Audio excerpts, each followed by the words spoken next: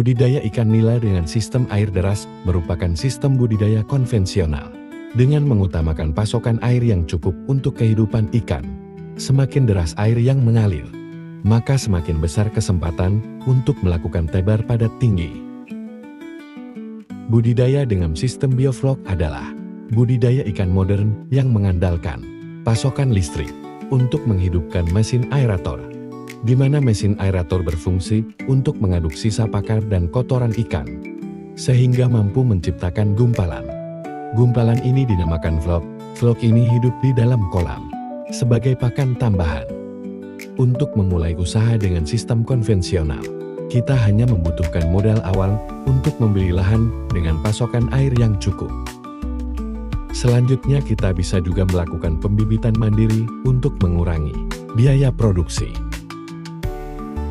Pada budidaya ikan sistem bioflok, modal awal yang kita butuhkan jauh lebih besar karena biaya pembuatan kolam dan perlengkapan aerasi lumayan mahal. Ditambah lagi dengan persediaan sumber listrik. Jika dibanding dengan sistem konvensional, biaya awal sistem bioflok jauh lebih mahal. Tebar padat dan kebutuhan pakan pada kolam konvensional. Kita ambil contoh di kolam tanah dengan ukuran panjang 3 meter dan lebar 3 meter. Sedangkan kedalaman kolam 1 meter. Pada 1 kubik air kita tebar padat 70 ekor. Sehingga total populasi pada kolam yaitu sebanyak 630 ekor. Pemberian pakan dilakukan sebanyak 3 kali sehari. Kolam bioflok dengan diameter 3 pada umumnya menampung air sebanyak 6 kubik.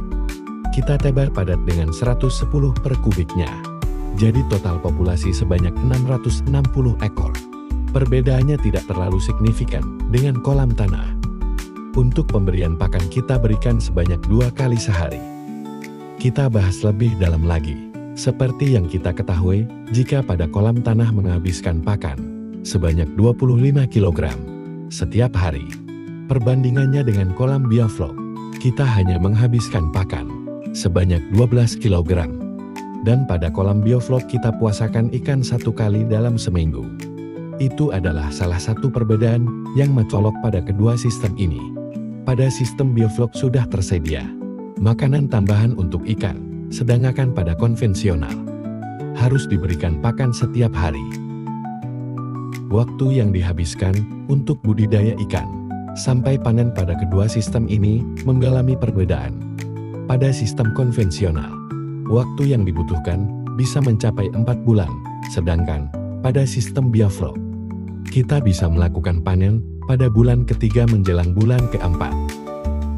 Daging ikan saat panen pada sistem konvensional dan sistem bioflok tidak mengalami perbedaan yang signifikan. Kualitas daging pada ikan yang dibudidaya pada sistem bioflok lebih tebal dan tidak bau tanah ataupun berbau lumpur.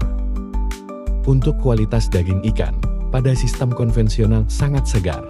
Terlihat dari warna ikan tidak pucat. Ini merupakan ciri khas dari sistem budidaya pada kolam tanah.